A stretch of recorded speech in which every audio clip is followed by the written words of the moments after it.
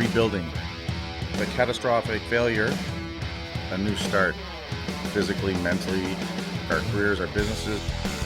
Step back, first step, next step. The driver in me just wants to get it done tomorrow. We'll do this, do that, let's move this, where are we at with this? You build some confidence, build some self-esteem, start to feel better about yourself. The Silverback Blueprint Podcast, a show for men over 40. We focus on getting stronger, staying motivated, building discipline, creating a community, and becoming truly happy.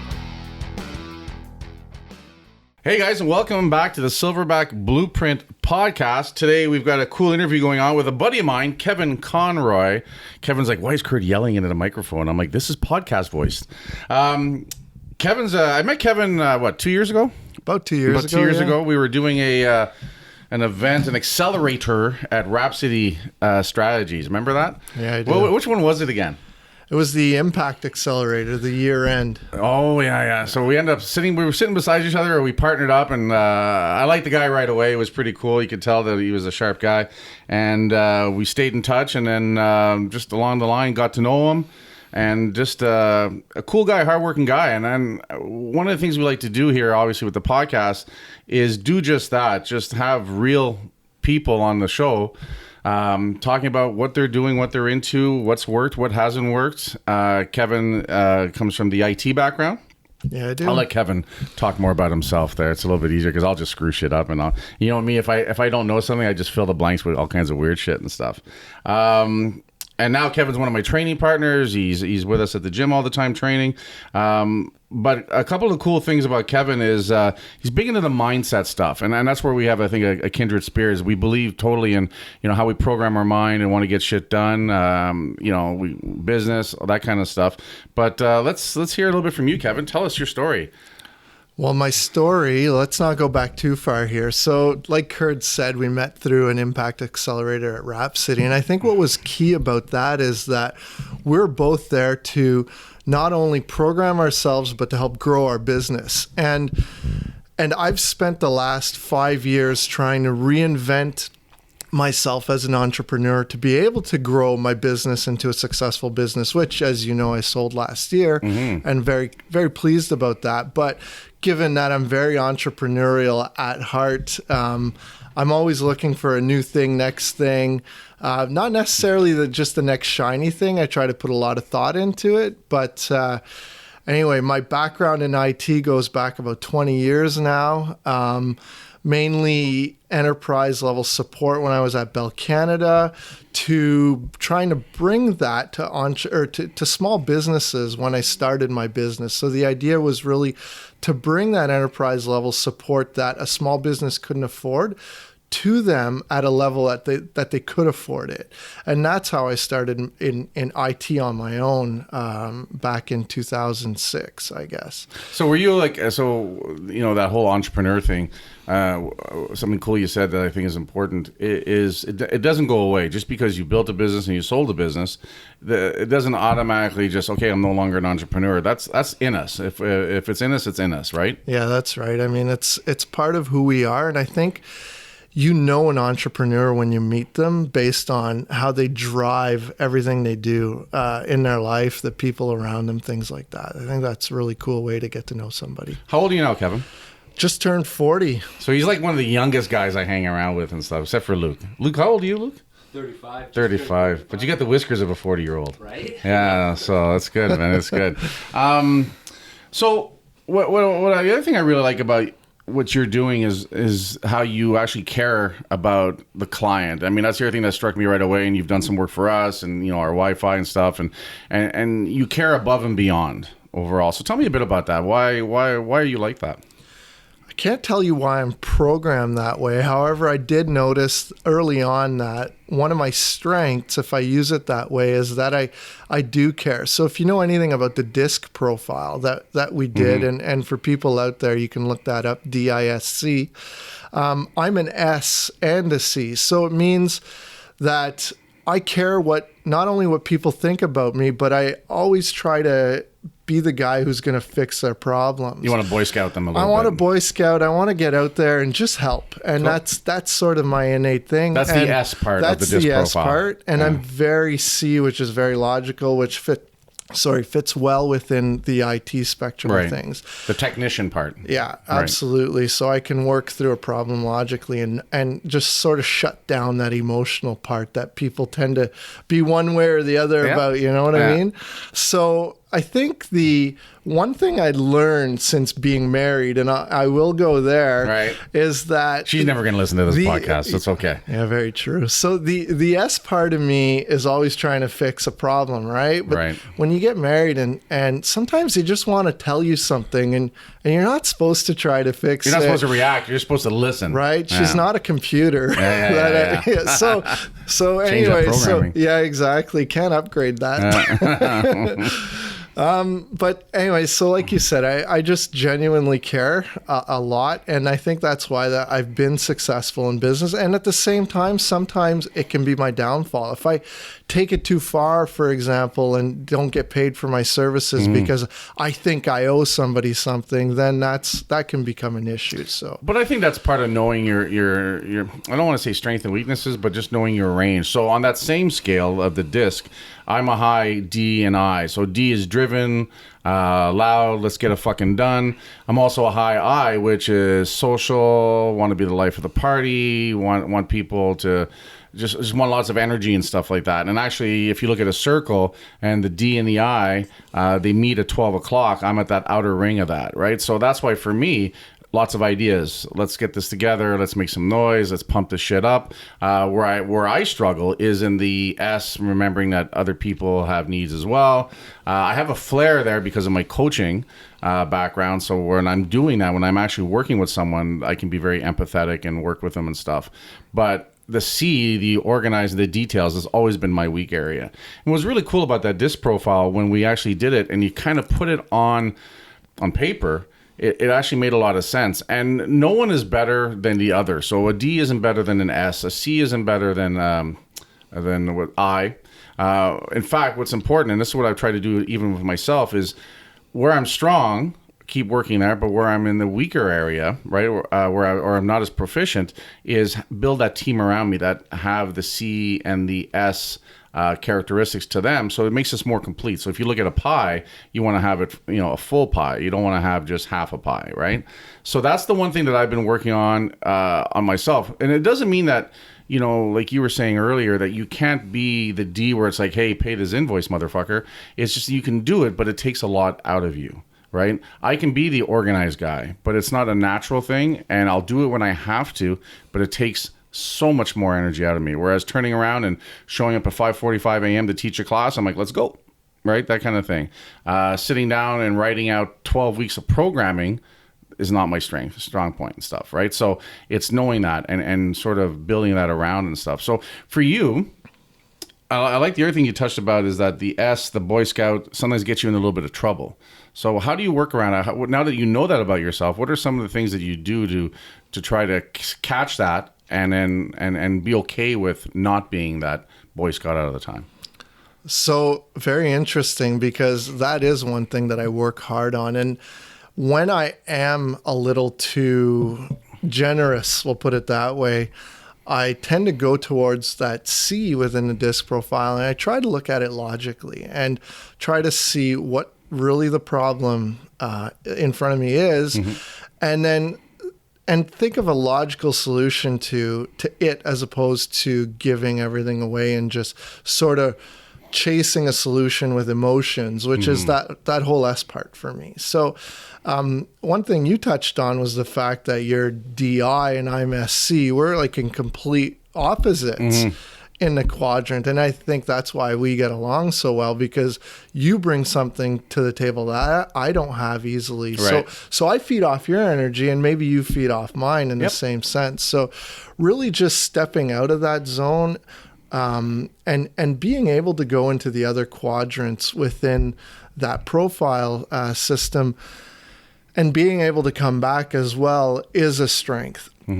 So being pigeonholed in one is not really growth. Being able to go into a C, being able to move into an I when I need to, or being a D and controlling a situation if I have to, is, like you said, it's a bit draining, but I can get there and I come back. So and you build some confidence when you start stepping out and seeing successes when you have to, knowing that you can do it if you have to, or if the situation needs it. That builds that confidence and makes it a little bit easier to step into those areas, would you say? Yeah, it definitely does. And the other thing that really does it for me is, as you know, I read a lot of books or listen to a lot of audiobooks because I do tend to commute a lot each day. And I tend to stick with books that are a little outside of my comfort zone. So it could be written by someone who'd technically be in another quadrant. So like a hardcore salesperson, for example.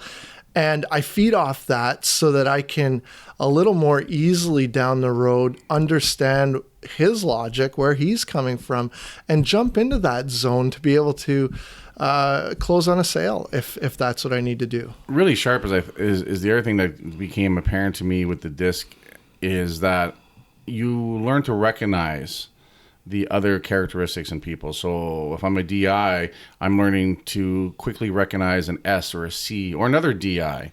And when I recognize where they're wired from, work on communicating to them in their voice, right? So if I'm dealing with someone who's emotional or more S or more worried about people's well-being, then I try to talk to that. I try to speak to that aspect. If they're more, if someone wants all about the details, well, then I work on going to the details with that. And that would be the C, right? Whereas if I'm dealing with another D or another I, it's about just being loud and being excited. And then they get loud and excited and it's a done deal, right? That kind of thing. So that's probably the biggest thing for me, is to learn to recognize those different characteristics in people and understand if I really want to, communicate effectively with them, is I need to speak in their language overall. Absolutely. Right. And I think in sales, we kind of naturally start to do that, right? We don't always know why. So I think it was really cool seeing that exercise and stuff. And like I said, if you're interested in doing that, you can search, we'll put it in the show notes for the disc profile, and maybe link up to our friends at Rhapsody Strategies for that. And that's because that's where we both sort of stepped into that overall. So you're 40 now, you sold your business, you're still in IT and stuff, but what's it like being 40 versus being 30? What are the big changes that you're seeing? The positives, let's start with that. Well, so for me, it's been an uphill positive climb, and I don't know how else to describe it, but when I was 30, just like when I was 20, I knew absolutely everything, right? And the limitations that I knew I had, I would ignore them, just like, I would ignore a nasty feeling. Now that I'm 40, I can confront a lot more and work through it, because I tend to see a lot more as an opportunity as opposed to just something I need to avoid at this time because it's not helping me. I didn't see the good in what people would consider the bad. The conflicts, right? So it takes a lot of patience and a lot of energy to actually be able to just take a breath, step back out of a situation and try to find the good and the growth opportunity in it. And never did that at 30, even though I was running a business back then and I still wanted to, help entrepreneurs and small businesses grow. And I did care a lot. I couldn't confront conflicts to save my life. And a great book around that was The Obstacle is the Way. And I think that was Ryan Holiday that wrote that. That really helped me. Is that the same guy who did Daily Stoic? Yeah, the same guy who did Daily Stoic. And it's basically a Stoic principle that says if there's an obstacle in front of you, don't just try to go around it, get through it, because you're going to learn a lot going through that obstacle. Right, going through it. Yeah. Well, and again, it touches a bit back on an episode we did earlier. We were talking about get curious about your fears. Yeah. Right? And turn that into curiosity and stuff. So it is about that, is that recognizing a situation and, fear isn't... courage isn't the absence of fear. It's being able to do things in the face of it and stuff like that, right? So I think that comes with experience. But it's that mental switch where you say that I'm not going to cower from these things. I'm going to learn to deal with them. And then our job is this avoidable in the future? Is this something we can fix that we're doing so we don't have these issues happen? I think that's one of the best lessons we can learn from that. So now that you're like just turned 40, you're like a shiny new 40-year-old. Where do you see things going for you, or where do you want things to go? Does that make more sense? So do you mean business-wise? Like Business-wise, where am I headed? Or personal development? I mean, I think honestly, I think they're all tied in together. Yeah, they are. So I think personal development is going to constantly be an ongoing thing. I feel a little bit like when I was 20 right now and I just got my black belt in Taekwondo.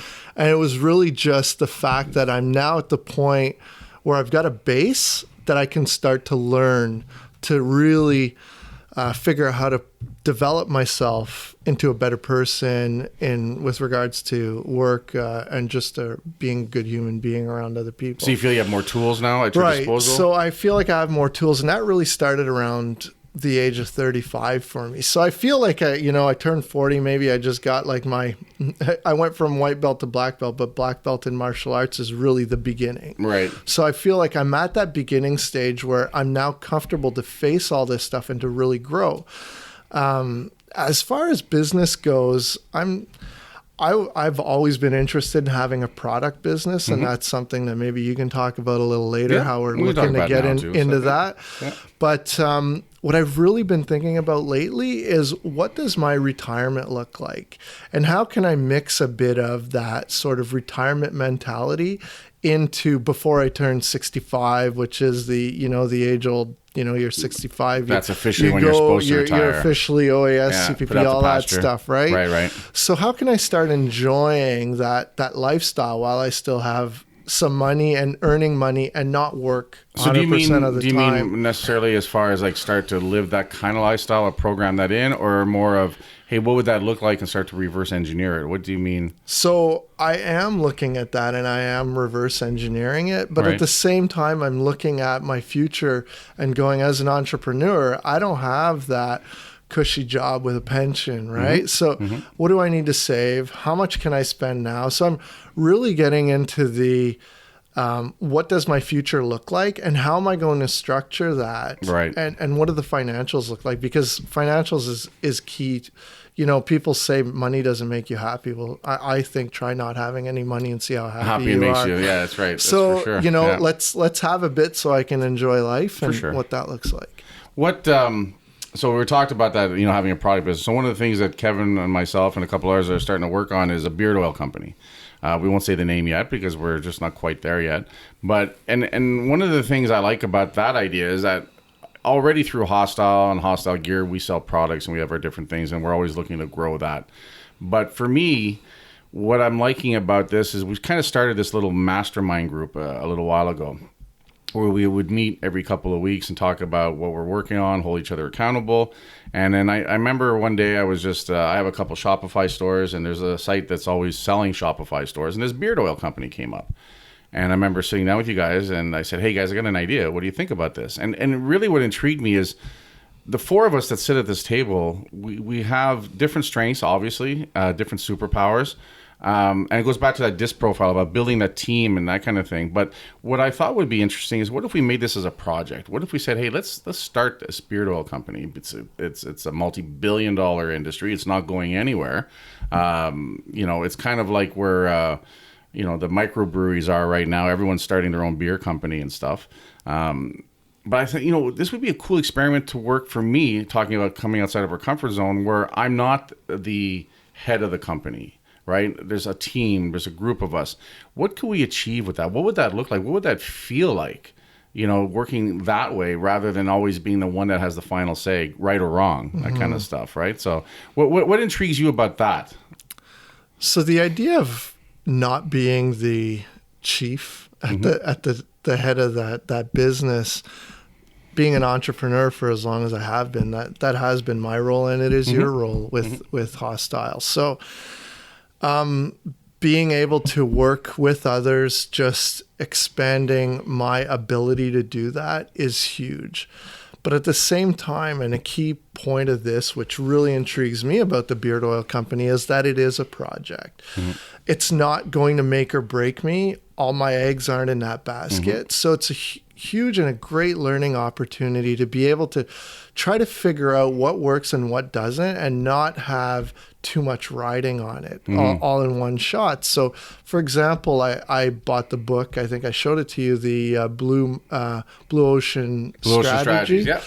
And I thought, okay, so can I play with that within this? You know, what's a blue ocean idea and how would that work? Are we in a red ocean? So for me, it's just an opportunity to explore different things at this point. And I know that everyone in our new company, our partnership here, isn't at risk of, you know, losing their shirt over this. So it's a safe place for all of us, I think. I think it's kind of a cool way to dabble. And, you know, as entrepreneurs, you know, you always sit back and say, you never know where this could take off. You never know what could happen and stuff. But I think it's a chance also to, you know, if we have 3 or 4 of us working together, well, we all bring more to the table, right? And even though we're kind of all doing it on the side, I think it'll move quicker because there's 4 people pushing at the same time. So it'd just be really interesting to see. And you know what, for me, it still is a rush to this day that you get an email, you got an order online, someone wants your product, you know, so you put it in the bag, you ship it off, and somewhere, you know, 5 miles or 5,000 miles away, they're going to open it up and hopefully be happy with something that, you know, you created and that they're going to use in their life and stuff. So I've always gotten the rush from that. I remember as a kid reading the comic books. I used to read those, the haunted, the comic book series, The Vault and Tales of Terror or whatever, and Tales from the Crypt. And in the back, there's always that little catalog section, a couple of pages where you could order the X-ray glasses and stuff. And something always intrigued me about that. I always thought it was cool, right?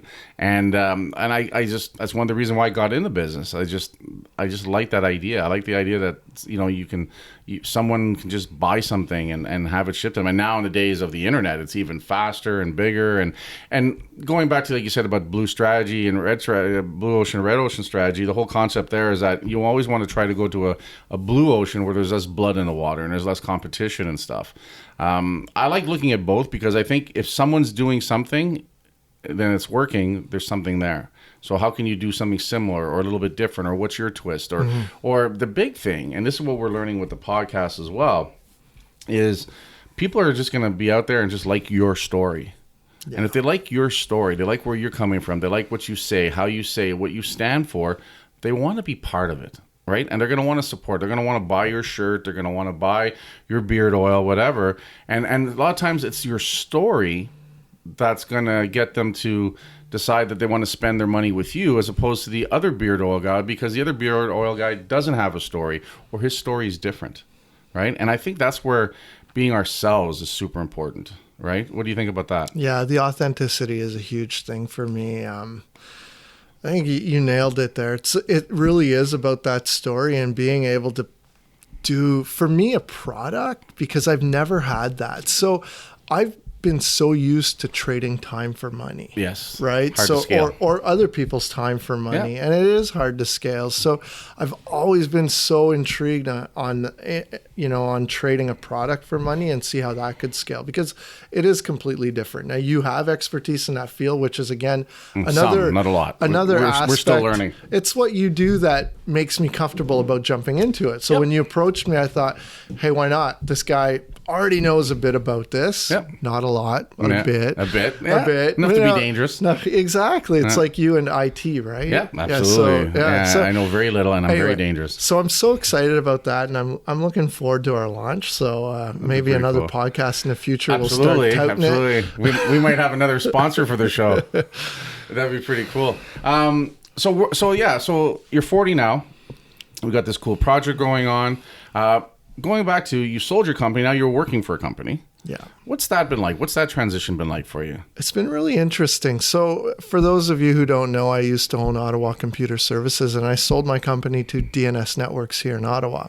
And I went to work for DNS Networks, and now I have a boss, which I wasn't sure how that would work out or how, but you know what?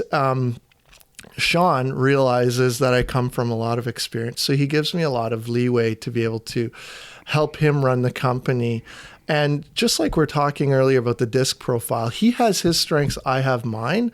So as long as we have the same vision, the same goal, and we don't get in each other's way, we've managed to create a secondary division of the company now. We're going into voice over IP. We're growing the company. Like if you could picture in your podcast, what are those called? The graphs? Right. Well, 2018 compared to his 2017 and my 2017 is a straight uphill line. Wow. Like a crazy ski hill, Nice. right? That you'd be scared to go on the other way. It's okay to go up. You just want to come down that one. Yeah, exactly. Yeah. We're not going to come down. So it's been really interesting. I think having that breadth of being able to take on responsibility, which is part of my mindset training. One of the books was Lead Without a Title by Robin Sharma. That was just, it just changed the way I look at things. And I think everyone should show up in whatever they do and be a leader in that position. Like they're the CEO of that position. Yeah, exactly. Yeah. Because then they create value for themselves within that company. And even though I'm not the owner of the company, Sean knows and I know, I still show up and I act like I'm the owner. And having the ability to do that, I'm not saying you can do that everywhere, but you can definitely lead within your own position. Well, we can talk about just having basic pride in the job that you do, right? And there's people out there, and we've made some changes in our company recently as well too. And basically, when I felt that I have someone in a position, and if they were to describe things, and they would, they would use the words as just a job or only a job, they're the people I've made switches out for, because at the end of the day, it may only be a job for them or just a job for them, but it's my business, it's my brand, and it's my dollar signing the front of that paycheck all the time, right? And it takes a lot of effort and work and energy to create a business, to have the funds to turn around and pay people. Like, that's a huge thing. And the amount of people that can do that is very small. And the amount of effort it takes is huge. And how valuable that is to just the blood of the economy is phenomenal. So you really don't have room for people that are just going to treat it just as a job. Like, I'm like, then go somewhere else where you can do that, or they'll accept that. Or, you want to be the guy that punches the button at the gas station that allows you to pump the gas, then you can treat that as just a job. But like you said, though, if people change that attitude and say, listen, this is my job, this is what I'm doing, so let's just do a really good job at it. Let's just do it really well to the best of my abilities. Those are the people that end up moving up. Those are the people that end up doing better for themselves, because they create much more value. And it's in that value that a business owner will turn around and say, hey, I can build on this. I can work on this. We can, you become more valuable, so let's move you up, where we can, access that energy and that focus you have and those skills that you're developing. Let's put them to a better use and stuff. And I think that's the big thing. If people can learn to understand that the moment you create value around yourself, you become more valuable to everything around you. Yeah, absolutely. And there's a huge part of that makes me think about the nurture we receive. So nature versus nurture. And I go back to my childhood and my parents' crazy work ethic. Right. My dad's 68 now. He just built a shed a few weeks ago, alone in the backyard. I mean, my brother and I went to help him a little bit, but he basically built that thing on his own. And having that, and I'll call it innate, because at some point that nurture just becomes part of you. You can tell who that's going to be. So that person that wants to be a cog in your company, if you're a small company trying to grow, you need leaders. If you're a large company like, ones that start with W or gas stations or whatever, and you want to just have that summer job, and go and do that, but it's not going to help you grow as a person. And you have that job because you do not have that innate thing in you that says, I need to succeed in life. I want to work hard to deserve what I have, or to earn what I want and what I need to get to be successful.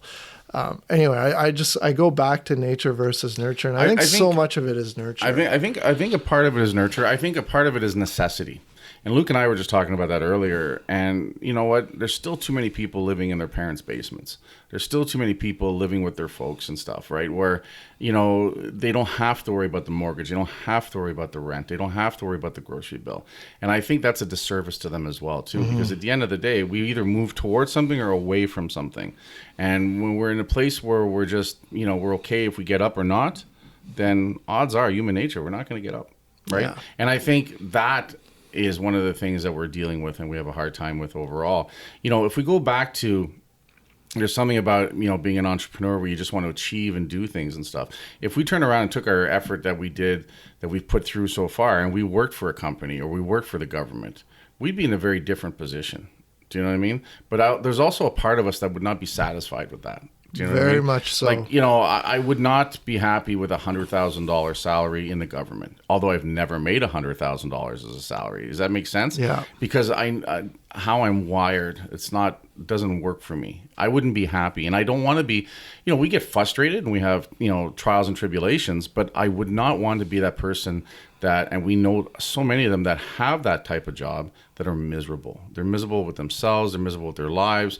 They do a shit job because of it, and they just get caught in that shitty circle, right? I just I don't want to be that. Now, I do like the idea of what you said too. There's a point in your age where you start saying, but I want to do better. Mm-hmm. Right. And for me at 50, that's one of the switches in the last year as well, is that I do want to do better personally. I've been focusing on building the brand, rebuilding, obviously, if you know a little bit of my story.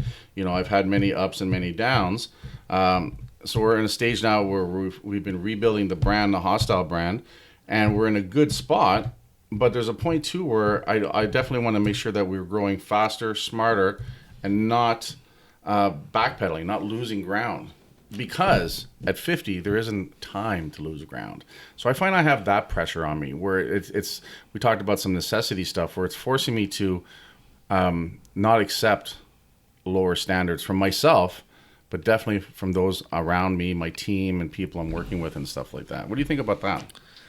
So that whole necessity and being able to know yourself, to know that $100,000 job in a government position, no matter what it is, being a cog somewhere isn't going to make you happy, is something that you definitely have to, I think, figure out early on. Know about yourself. So that you don't put yourself in that position and waste time. Because even at 50, you talk about you don't have time to waste. I don't think anybody has time to waste. We do waste a lot of time trying to figure out who we are and what we want to be and what we do. And honestly, I still think about it every day. What does my future look like? Yeah. Who am I going to be in 5 years? Who do I want to be in 5 years? Yeah, exactly. Yeah. So, and then, like you said earlier, reverse engineer that. But the whole idea behind not wanting to waste time, I think, is such a huge point. Like if I was to give anybody advice right now, I'd say find a book or a person that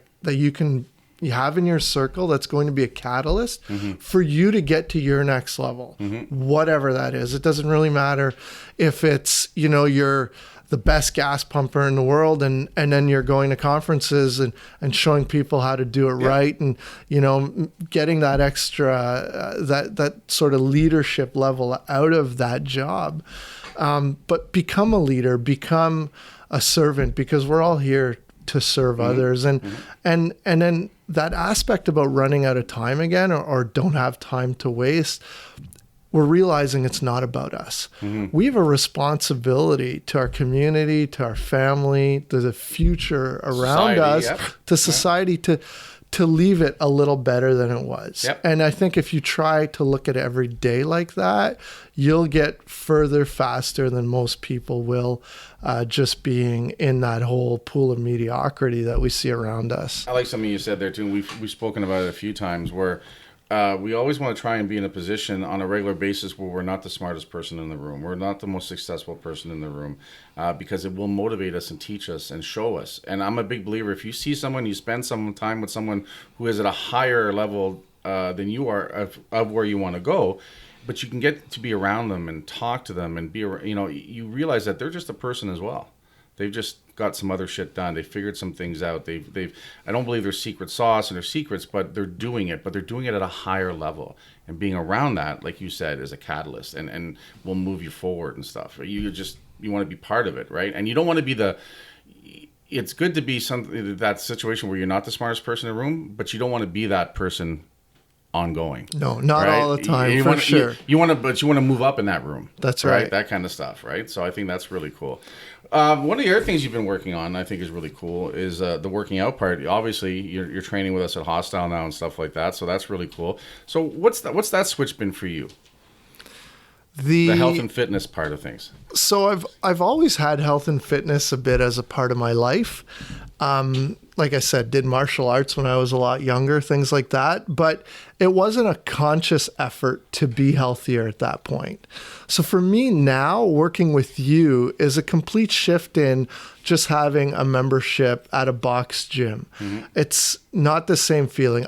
So I know myself enough to know that I'm motivated and I work out a lot stronger when I'm with people working out. So the group sessions at Hostile have been a great catalyst for me to try to figure myself out, to see where I want to go for my next level. And now with this unsanctioned meet coming up in Perth in September, that's good. I'm going to do my first, my first lift. So, and Kurt's been training me on a weekly basis to get stronger for that.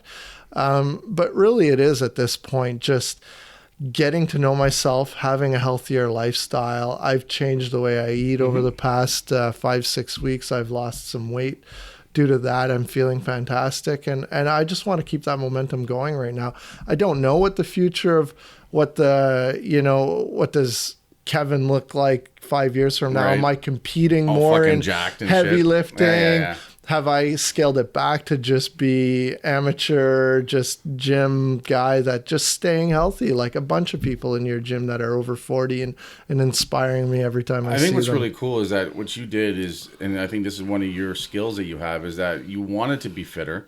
So you put yourself in a situation where, again, not the smartest person in the room. So you put yourself in a situation where, you want to put, you're involved with other people working out, so that brings your level up as well. And we talk about this a lot is, when people start training, I'm always like, find something to compete in, no matter what you're doing, right? Whether it's martial arts, powerlifting, Spartan stuff, that kind of thing. It's about finding a reason to have to show up. It means more than just you showing up. So working out with a group is good because you got people counting on you, right? You don't want to be that douche that, I'm not making it today. So that's got value. But at the same token, you're in a place where you're just going to get stronger and fitter because you're in a situation where it's going to force you to get stronger and fitter. But even yourself, when, you decided you were going to do this non-sanctioned meet in September, it amped your game up. And you were already working hard and you're already showing up and you already made those changes, but it just pushes things to the next level and stuff, right? And I think that's so powerful. And that's, if there's the one thing we try to do at the facility, is just get something for everyone to be fired up about so that every workout matters more, right? It's bigger than you and there's a purpose to it, right? Yeah, absolutely. What you said there is the fact that I'm pushing myself, I'm challenging myself. And I think if I'm not challenging myself, I'm not growing. So some people look at a hard day, they go home, they have a drink, whatever. It was a hard day. If I don't have a hard day, I go home and I wonder, what did I accomplish? What did I do? So it's just a different mindset. And for me, the gym and that powerlifting meet is just a way to get myself to that next level because it is something I've never done. Like if you've never skydived, go skydiving, just try it out. Hopefully it doesn't kill you, but if it does, well, then you won't know. Skydiving itself never kills you. It's the sudden landing at the end. At the end of the day, I think that's what's really cool, and the one thing I've come to know and really appreciate about you is that you've got that curiosity. You want to do things, you want to keep improving, and you're like, well, what's this look like? Let's try this. And then you're also an action taker, and I think that's one of the biggest things that I try to get people to understand is that you have to take action. Small action, it's going to be weird at first, but then it leads to bigger things, right? That kind of stuff. And to me, that's, if there's that one lesson I want to get people to understand, and guys over 40, is that it's never too late, right? And at the end of the day, it's not until you start taking action, because we can get all the fucking knowledge in the world. There's a million podcasts, there's a million books, there's a million shows, right? And we get caught up in that stuff, right? We're liking that meme, on Facebook because it says, Capra Diem or fucking whatever, which is great.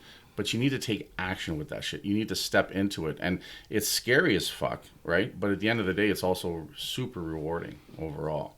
So, Kevin, in finishing, what's the one thing you want to say? So guys over 40 out there looking to just, fix things, change things, improve things. What's the one thing or two things that you would want to say to them? Say, either from your own experience or from what you've seen. What should they do?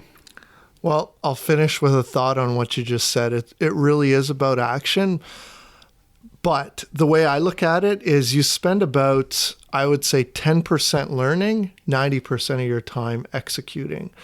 It's not going to be perfect. Change is always super messy, but that's how you know you're growing. So I would say keep learning, keep your podcasts in your playlist, keep your audiobooks ready, have a stack next to your bed for 10 minutes of reading every night, but just make sure you're not overdoing it on the learning part, because that taking action is absolutely the right thing to do. It's what needs to happen. It's the 1-2 punch, right? That's right. And again, it starts with, informing yourself. It starts with having some structure, having a way of doing things, some rituals.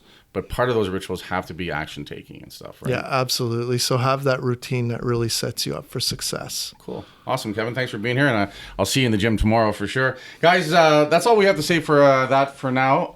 Head on over to iTunes or at the bottom of this episode. Give us a 5-star rating. Leave us a positive review. Head on over to hostilegear.com. Use the code word Silverback to get 20% off some cool shit. It's hot out, but you should still buy a hoodie. Actually, it's surprising. We're selling a bunch of hoodies, even though it's hot, because I guess it's cool in some parts of the country. I don't know. We'll take it. But anyway, guys, as always, thanks for listening. And don't forget, work hard, motherfuckers. And we'll talk to you guys later.